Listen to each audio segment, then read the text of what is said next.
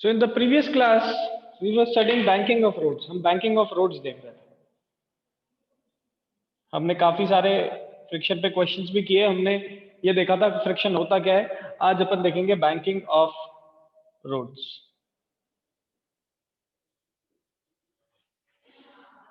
अब banking of roads में हमने एक बेसिक अंडरस्टैंडिंग को गेन किया था. हमने ये देखा था कि अगर मैं एक कर्व पे, नॉर्मल कर्व पे गाड़ी को तेज मूव करवाऊं, एक तेज कर्व को एग्जीक्यूट करवाऊं, तो देखा यह जाता है कि गाड़ी जो है उसमें ओवरटर्निंग इफेक्ट बनने लगता है. Due to which type of force? Due to centrifugal force. Due to centrifugal force.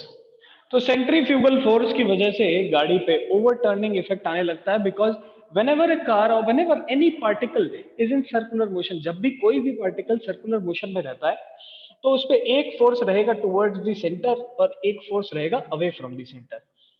C, this is a car on a circular track going in this direction. This car will experience one force in the outward direction and this car will experience one force in the inward direction. This force will be centripetal force and this will be centrifugal force. ठीक है, inward and outward. अब यहां पर हमने पिछली class में देखा था that this centrifugal force introduces A overturning effect. एक ओवरटर्निंग इफेक्ट लेकर आता है जिससे कि गाड़ी मेरी अनसेफ हो जाती है अगर मैं बहुत तेज टर्न को एग्जीक्यूट करूं. और ये चीज आप लोगों ने डेली लाइफ में कहीं ना कहीं तो देखी जरूर होगी. आप लोगों ने मूवीज में भी देखा है कि भाई जब एक बहुत तेज गाड़ी कर्व के पास आती है, तो बहुत तेज गाड़ी कर्व के पास आती है तो हो सकता है कि वो गाड़ी यहां से सीधे ऐसे निकल के पलटती हुई चली जाए. ठीक है, तो दिस इज इसी पर्टिकुलर अनसेफनेस ऑफ द कर्व्स, इसको रोकने के लिए हम रोड्स को क्या कर देते हैं, बैंक कर देते हैं. नॉर्मल रोड का अगर क्रॉस सेक्शन देखा जाए तो नॉर्मल रोड ऐसे प्लेन रहेगी, बट अगर एक बैंक्ड रोड को देखो तो वो एक तरफ से एलिवेटेड दिखेगी, एक तरफ से एलिवेटेड दिखेगी. और इसका सबसे बेस्ट एग्जांपल रहता है race car tracks. Race car tracks आप लोगों ने कब देखा तो ये जरूर होगा दैट रेस कार ट्रैक्स के अंदर जब कर्व्स आते हैं तो अपन बैंक कर देते हैं रोड को, बिकॉज वहां पर गाड़ियां बहुत तेज चलती हुई आ रही हैं और बहुत तेज चलती हुई आएंगी. तो ये सेंट्रीफ्यूगल फोर्स जो कि किसके बराबर होता है, M V square by R के. ये सेंट्रीफ्यूगल फोर्स इतना ज्यादा हो जाएगा कि गाड़ी को अनसेफ बना देगा. तो इसीलिए अपन क्या करते हैं, वहां पर बैंकिंग भी ज्यादा प्रोवाइड करते हैं.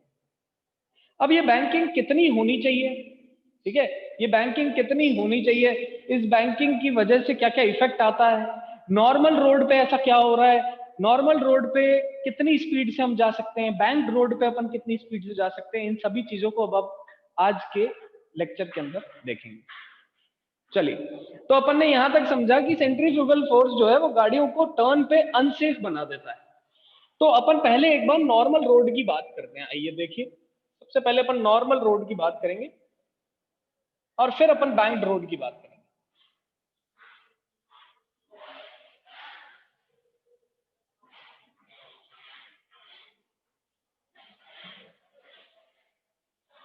तो सबसे पहले अगर मैं नॉर्मल रोड की बात करूं तो ये मेरे पास एक कर्व्ड रोड है, कर्व्ड रोड, कर्व्ड रोड. इस पे ये रहा मेरा पर्टिकुलर कार. अब मैं इस पर्टिकुलर सेक्शन पे मेरी गाड़ी को ड्रॉ करने की कोशिश कर रहा हूं. तो इस पर्टिकुलर सेक्शन को मैं वहां बनाऊंगा, ड्रॉ करवाऊंगा. देखिए ध्यान से, ये मेरी रोड है जो कि पर्टिकुलर फ्लैट है. इस फ्लैट रोड पे this is the car, this is the car. ये रही मेरी फ्लैट रोड पे गाड़ी. ठीक है, ऐसा समझो मैं गाड़ी को ऐसे पीछे से देख रहा हूं. पीछे से देखूंगा तो मुझे ऐसे दिखेगी, ये देखो यहाँ पर रोड है, रोड के ऊपर गाड़ी है. ठीक है, अब जब ये रोड के ऊपर गाड़ी मूव करेगी, ध्यान से देखिए, ये कर्व एग्जीक्यूट कर रही है. दैट मींस आउटवर्ड डायरेक्शन में क्या एक्ट करेगा, आउटवर्ड डायरेक्शन में सेंट्रीफ्यूगल फोर्स एक्ट करेगा, M V square by R. So we can place that outward direction में रेडियली आउटवर्ड एक्ट करेगा M V square by R. हमने बात की थी पिछली क्लास में कि जब भी कोई भी गाड़ी सर्कुलर मोशन में आए तो दो तरीके से यहां पर फ्रिक्शन एक्ट करता है. एक फ्रिक्शन एक्ट करता है लॉन्गिट्यूडनल डायरेक्शन में, जो कि गाड़ी क्योंकि आगे जा रही थी तो इसको रोकने की कोशिश करेगा. और एक फ्रिक्शन एक्ट करेगा इनवर्ड डायरेक्शन में। क्यों? क्योंकि सेंट्रीफ्यूगल फोर्स गाड़ी को बाहर ले जाने की कोशिश करना चाहता है, और इस सेंट्रीफ्यूगल फोर्स को रोकने के लिए अंदर की तरफ क्या लगेगा? Frictional force. सो अपन यहां पर लिख सकते हैं दैट टायर और रोड के बीच में towards the centre friction force काम करेगा कुछ इस तरीके से। ये एफ से मैंने डिनोट कर दिया। Now if the mass of the car is m, so downward एक फोर्स लगेगा mg और ऊपर एक फोर्स लगेगा नॉर्मल। और ये सारे के सारे फोर्सेस एक्ट कर रहे हैं जब वो पर्टिकुलर गाड़ी किसके अंदर है? सर्कुलर मोशन में। जब पर्टिकुलर गाड़ी किसके अंदर है? सर्कुलर मोशन में। नाउ वही चीज फॉर स्टेबिलिटी, अगर गाड़ी स्टेबल है तो नेट फोर्सेस जीरो होने चाहिए। सो नेट फोर्सेस जीरो होने का मतलब summation of forces X direction में भी और summation of forces Y direction में भी जीरो के बराबर। वाई डायरेक्शन में जीरो के बराबर किया तो नॉर्मल बराबर mg आ गया। नॉर्मल बराबर किसके? mg के। और अगर एक्स डायरेक्शन में जीरो करूंगा तो summation of forces X direction में जीरो का मतलब है friction force is equal to mv² by r। ठीक है, अब ये फ्रिक्शन किसके बराबर होता है? तो फ्रिक्शन होता है mu times normal. Mu times normal is equal to mv² by r। Value put करो, नॉर्मल की जगह mg, नॉर्मल की जगह mg पुट करेंगे तो ये बनेगा mu mg is equal to mv² by r। m से m कैंसिल, आंसर बना v² is equal to mu G R और v is equal to under root mu G R. This is the velocity with which a car can safely execute the circular turn. अगर एक गाड़ी को horizontal circular turn, भाई एक plane circular turn execute करना है तो कितनी मैक्सिमम वेलोसिटी से कर सकता है? v is equal to mu G R. अगर इससे ज्यादा वेलोसिटी से आएगा तो वो हो सकता है गाड़ी पलट जाए बाहर की तरफ, क्योंकि सेंट्रीफ्यूगल फोर्स ज्यादा हो जाएगा। हमने फ्रिक्शन की मैक्सिमम वैल्यू को चूज किया, देखो मैक्सिमम वैल्यू को चूज किया है, मतलब इससे ज्यादा फ्रिक्शन नहीं लग सकता। दैट मीन्स अगर और तेज ये आता है तो फ्रिक्शन तो इतना ही लगेगा। इसका मतलब हॉरिजॉन्टल डायरेक्शन में अनबैलेंसिंग हो जाएगी, अनबैलेंस्ड फोर्सेस हो जाएंगे और गाड़ी बाहर की तरफ टर्न कर जाएगी। ठीक है, तो this is the maximum velocity with which this car can safely execute the circular turn. याद रखना है, ये डेरिवेशन बहुत इंपॉर्टेंट है, स्कूल में भी पूछा जाएगा। ठीक है, ये डेरिवेशन इंपॉर्टेंट इसलिए है क्योंकि 12th क्लास में जब अपन इलेक्ट्रोस्टैटिक्स पढ़ रहे होंगे तब इस चीज का यूज आएगा। चलिए, तो फटाफट यहां तक बताइए, क्या ये चीज अपन को क्लियर हुई कि नहीं? यस और नो, फास्ट रेज आंसर।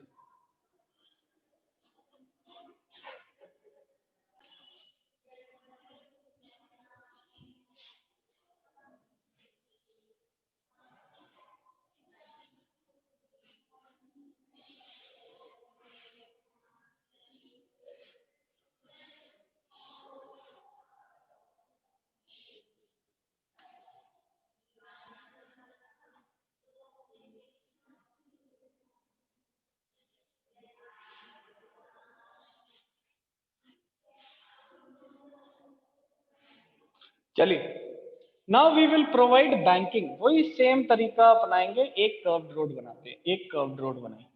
आइए, इस कर्व्ड रोड पे एक गाड़ी बनाई, इस गाड़ी पे बाहर की डायरेक्शन में mv² बाय r लगेगा due to the circular motion. इस गाड़ी पे अंदर की डायरेक्शन में फ्रिक्शन लगेगा। इस गाड़ी पे ये जा आ रही थी आगे, ठीक है, इसके नॉर्मल लग रहा होगा और एक ग्रेविटेशन फोर्स प्लेन के अंदर लग रहा होगा। ये तो सिंपल सा अपन ने इसका मूवमेंट देखा। अब क्योंकि यहां पर मैंने बैंकिंग प्रोवाइड करी है तो मैं एक इंक्लाइंड प्लेन को ड्रॉ करूंगा। ध्यान से देखो, इस तरीके से ये मैंने इंक्लाइंड प्लेन को ड्रॉ किया। ये मैंने इंक्लाइंड प्लेन को ड्रॉ किया। इंक्लाइंड प्लेन पे इस तरीके से अब मेरी गाड़ी यहां पर मूव कर रही होगी ऐसे। क्यों? क्योंकि देखिए ध्यान से,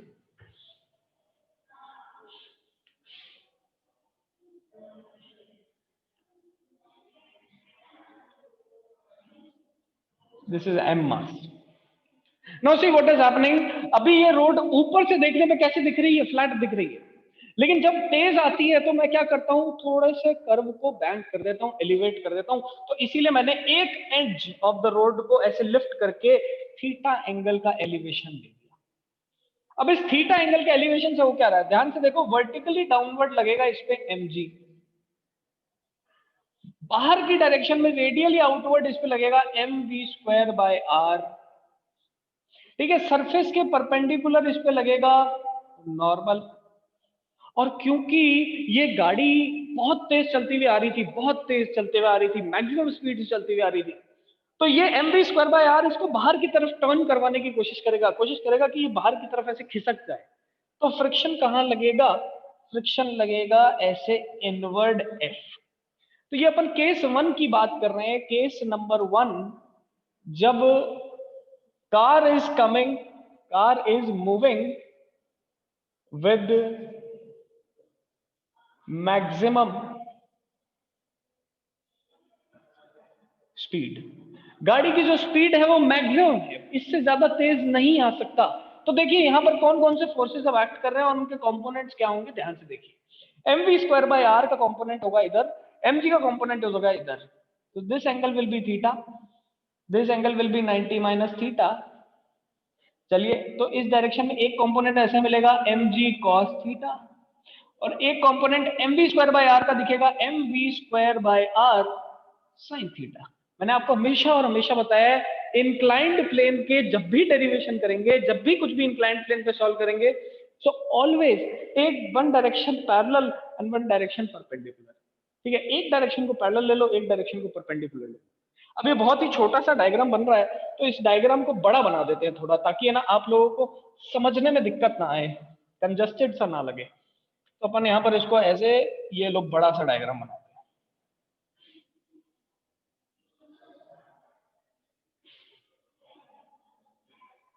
इस तरीके से मेरे पास this is angle theta, this is my car,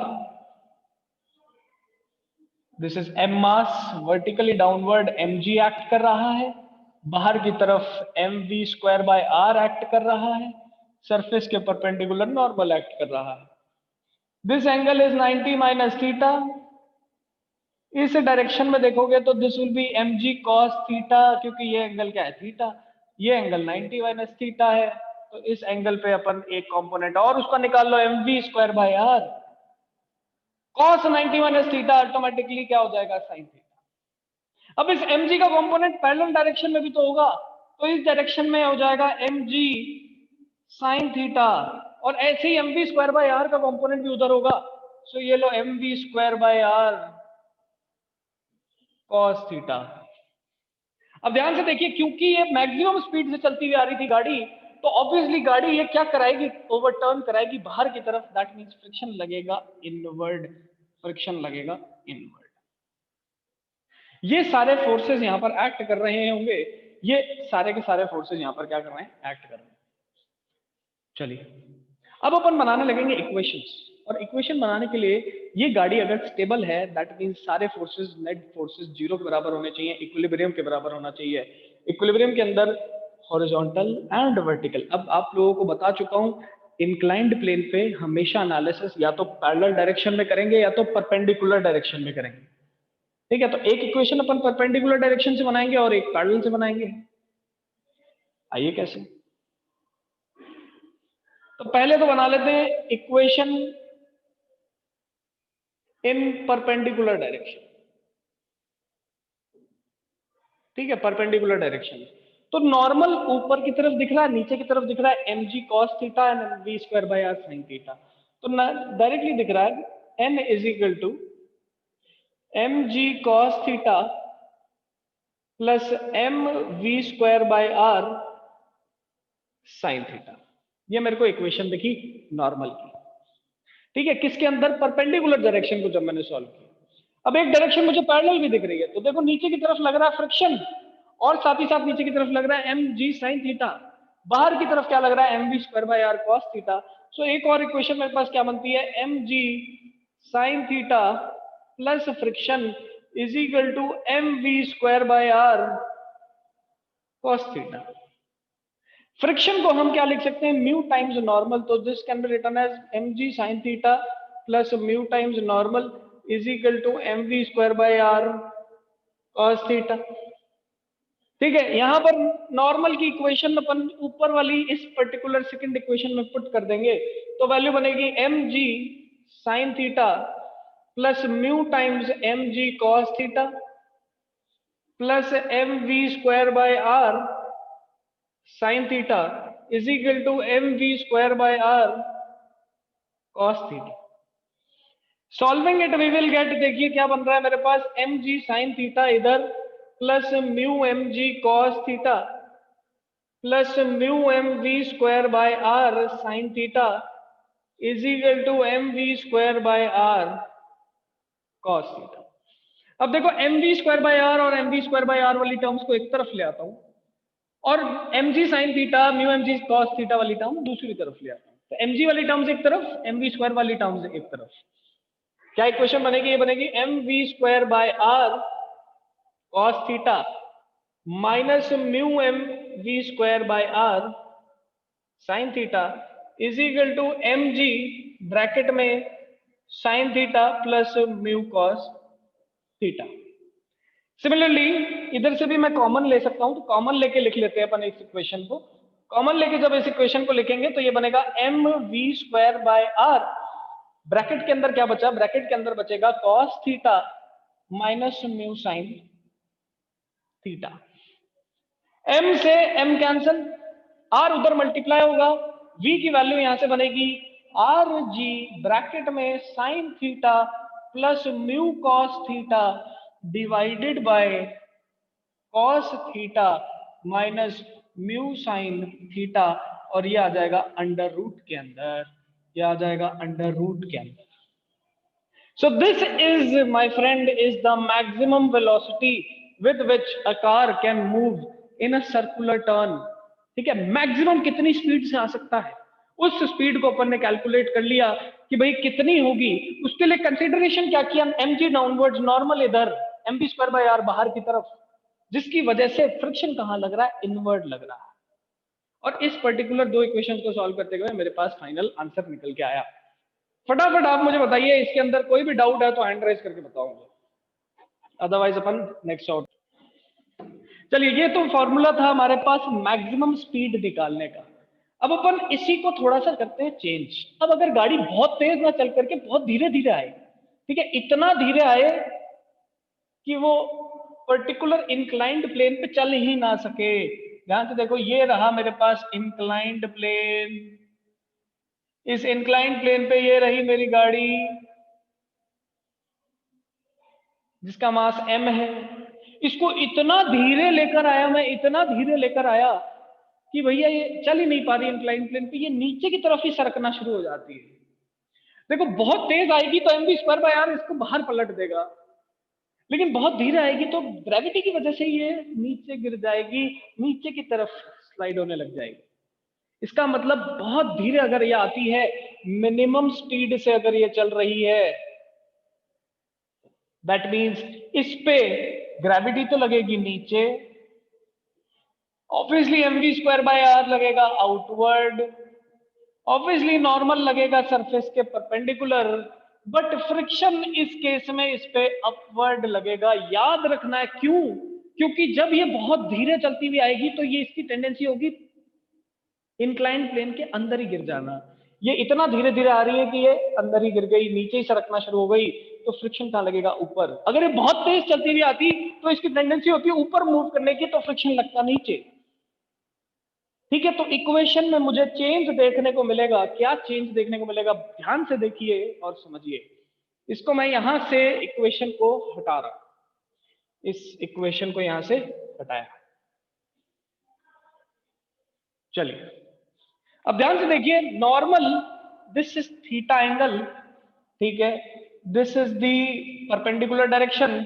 सो इधर एक mg cos थीटा कंपोनेंट दिखेगा और इधर एक mv square by R sine theta component दिखेगा। ऐसे ही इधर एक mv square by R cos theta component दिखेगा और पीछे की तरफ mg साइन थीटा कंपोनेंट दिखेगा, वैसे ही जैसे पीछे बनाया था अपन ने। अब एक इक्वेशन परपेंडिकुलर बनाएंगे, एक पैरेलल में बनाएंगे। परपेंडिकुलर वाली इक्वेशन कैसे बनेगी? तो वो बनेगी normal is equal to M G cos theta plus M V square by R sine theta. बस इस इक्वेशन के अंदर तो कोई भी चेंज नहीं है, वैसी की वैसी एकदम इक्वेशन बनी है जो पहले बनी थी। अब अपन एक पैरेलल डायरेक्शन में इक्वेशन बनाएंगे। थोड़ा सा यहाँ पर चेंज देखने को मिलेगा। क्यों? क्योंकि इस बार M G cos theta, M G sine theta किसके बराबर है? M V square by R cos theta plus F. Friction इस बार नीचे की तरफ ना लग करके ऊपर लग रहा है।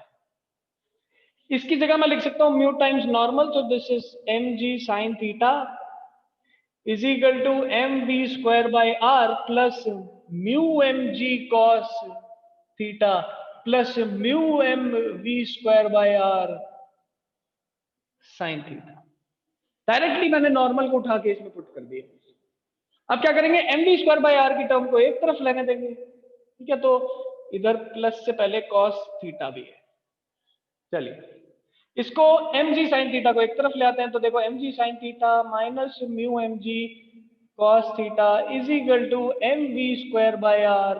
ब्रैकेट के अंदर क्या बचता है? Cos theta plus mu sine theta.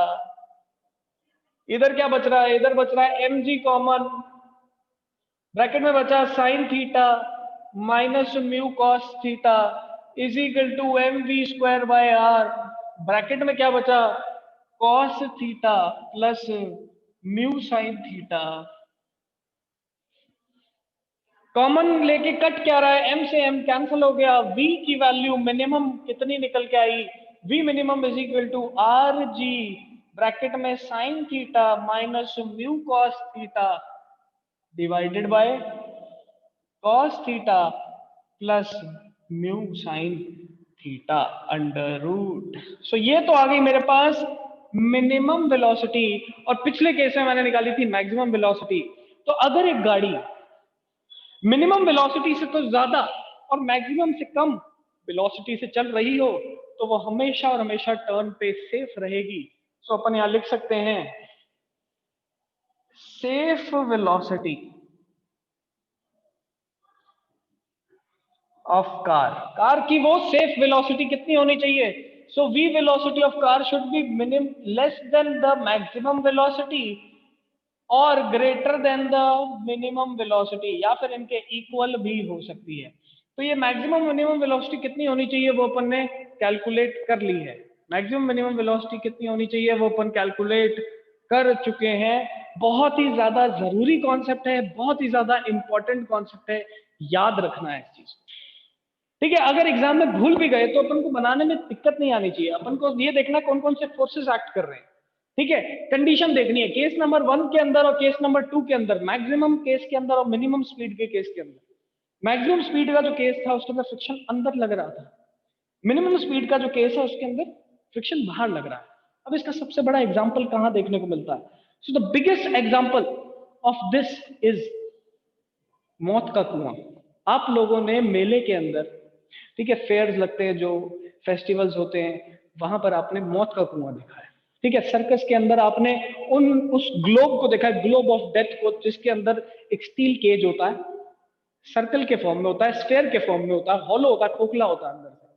उसके अंदर बाइक वाले बाइक्स पे होते हैं, 2-3 बाइकर्स होते हैं और वो बहुत तेज तेज चलाते हैं, जिसकी वजह से they move on the walls of that wall of that well, या फिर जो ग्लोब है उसकी भी वॉल पे वो लोग ऐसे मूव कर रहे होते हैं। सो आपको समझ में आ रहा है कि अगर वो बहुत तेज वेलोसिटी से आएंगे तो वो बहुत तेज वेलोसिटी का मतलब है वहां पर सेंट्रीफ्यूगल फोर्स डेवलप होगा, और वो सेंट्रीफ्यूगल फोर्स उन्हें एबल करता है कि वो वॉल्स पे चल पाए। अब आपको दिख रहा है ये सेंट्रीफ्यूगल फोर्स जो है, this centrifugal force is acting in the outward direction. ठीक है, जब अपन बैंकिंग करवा देते हैं नॉर्मल रोड्स में और बैंक रोड में फर्क क्या होता है? बैंकिंग जब अपन ने करवाई तो अल्टीमेटली नॉर्मल की इक्वेशन को देखो, क्या हो गया? नॉर्मल की इक्वेशन बढ़ गई, नॉर्मल इंक्रीज हो गया। कैसे? क्योंकि जब नॉर्मल रोड थी, ये देखो नॉर्मल प्लेन रोड मेरे पास जब थी, तो नॉर्मल बराबर mg आता था। हमने एंगल को इंक्रीज करके इस इंजीनियरिंग में अपन ने क्या देखा, हमने एंगल को इंक्रीज करके नॉर्मल की वैल्यू को इंक्रीज कर दिया। अब अगर नॉर्मल बढ़ जाएगा तो हमारा फ्रिक्शन ऑटोमेटिकली क्या कर जाता है, इंक्रीज कर जाता है। And if the friction increases तब क्या होगा, हमारी जो पर्टिकुलर इंक्लिनेशन है इसकी वजह से हमारी गाड़ी जो है वो स्टेबिलिटी की तरफ जाने लगती है, वो पलटती नहीं है, वो स्टेबल हो जाती है। सो इस चीज का बहुत ध्यान रखना है आप लोगों को, दैट ये मैक्सिमम मिनिमम वेलोसिटी में फ्रिक्शन कहां एक्ट करता है। ठीक है, अपन को एग्जामिनेशन में सब कुछ आ रहा होता है, सारी चीज सॉल्व करनी आ रही होती है, बस एक चीज भूल जाते हैं कि फ्रिक्शन ऊपर कब लगता था, नीचे कब लगता था। ऐसे याद रखो कि जब गाड़ी बहुत धीरे आ रही होगी तो गाड़ी अंदर ही गिर जाएगी, और जब गाड़ी बहुत तेज आ रही होगी तो बाहर की तरफ पलट जाएगी। उसके ऑपोजिट में आपको फ्रिक्शन लगा देना है और आंसर आपका निकल के आ जाए। इसके बेस्ट एग्जांपल्स कहां देखने को मिलते हैं, तो वेल ऑफ डेथ, मौत का कुआं जिसे बोलते हैं, और दूसरी चीज क्या है, ग्लोब ऑफ डेथ, जो कि सर्कस के अंदर होता है, जिसके अंदर बाइकर्स उस पर्टिकुलर स्फेयर की वॉल्स पे बाइक को चला रहे होते हैं। ठीक है, that works on the principle of banking of roads only. फटाफट बताइए ये पूरा कॉन्सेप्ट सबको क्लियर हुआ कि नहीं, यस और no, raise your hands fast.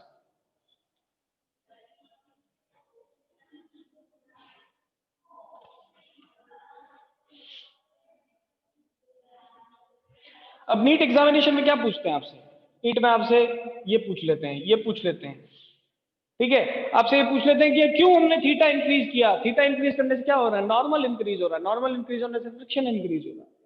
Concept समझ रहे हो? ठीक है, उसके बाद मिनिमम वेलोसिटी कितनी होती है, मैक्सिमम वेलोसिटी कितनी होती है, सेफ वेलोसिटी कितनी होगी, तो इन दोनों के बीच में होगी। इससे ज्यादा वेलोसिटी होगी तो गाड़ी ओवरटर्न कर जाएगी, इससे कम वेलोसिटी होगी तो गाड़ी अंदर गिर जाएगी। ये सारी चीजें किसके अंदर पूछी जाती है, किसी भी एग्जाम में पूछी जा सकती है, बस आपको कॉन्सेप्ट को पता होना चाहिए, किस तरीके से निकालते हैं, ये सारी चीजें क्लियर होनी चाहिए। चलिए, बहुत बढ़िया। अब अपन देखते हैं कि एंगल ऑफ इंक्लिनेशन, एक पर्टिकुलर हमारी जो गाड़ी है, इस पर्टिकुलर गाड़ी के अंदर जो एंगल ऑफ इंक्लिनेशन है ये कितना होना चाहिए। ठीक है, ये एंगल ऑफ इंक्लिनेशन कितना होना चाहिए ताकि मैं सेफली एक गाड़ी को एग्जीक्यूट करवा पाऊं सर्कुलर टर्न, उसको निकालने के लिए याद क्या रखना है आपको, देखिए ध्यान से। एंड ये आपके 2018 का नीट का क्वेश्चन भी है जो अभी अपन पढ़ने जा रहे हैं, देखिए ध्यान से। Angle of inclination of banked road, banked road का इंक्लिनेशन एंगल कितना होता है वो निकालना चाहते हैं। हम ऐसा मानेंगे कि जब भी इंक्लिनेशन निकालना है, हम ऐसा मानेंगे, ऐसा सोचेंगे कि जितना भी हमारा जो सेंट्रीफ्यूगल फोर्स है जो बाहर की तरफ एक्ट करता था, जो गाड़ी को टर्न करवाता था, उसको काउंटरएक्ट सारा का सारा नॉर्मल ही कर देता है। ठीक है, उसको जो भी काउंटरएक्ट है वो नॉर्मल और एमजी मिलके काउंटरएक्ट कर देते हैं और फ्रिक्शन का कोई रोल नहीं रहता। So in calculation of angle of inclination, you always remember that there is no role of friction. Always remember that there is no role of friction. ऐसा मान लो कि फ्रिक्शन की वैल्यू कितनी है, 0। उठाओ यहां से इक्वेशन, इसमें फ्रिक्शन की वैल्यू को 0 पुट करो तो मेरे पास वैल्यू आती है R G sine theta minus plus 0 divided by cos theta minus 0। This becomes V is equal to under root RG tan theta, and this becomes V square by RG is equal to tan theta, या फिर angle of inclination जो यहां से निकला that is equal to tan inverse bracket में V square by RG, and this has been asked in your NEET examination 2 years back। ठीक है, तो इस चीज का ध्यान रखना है that whenever we are calculating the angle of inclination of the banked road, जब भी हम angle of inclination banked road का निकालेंगे, हम वहां फ्रिक्शन को नेग्लेक्ट कर देंगे। तो फ्रिक्शन इज नेग्लेक्टेड, ऐसा मान लिया जाएगा कि जो भी mv स्क्वायर बाय आर का काम है, वो mv स्क्वायर बाय आर का काम कौन काउंटरैक्ट कर रहा है, mv square by r, the centrifugal force is counteracted by normal and the gravitation only. ठीक है, and the friction can be considered as zero, friction can be neglected. This is the formula for calculating the angle of inclination. फटाफट बताइए क्या ये चीज सबको चमकी कि नहीं, यस और नो। आज की क्लास में बस अपन इतना ही देखेंगे।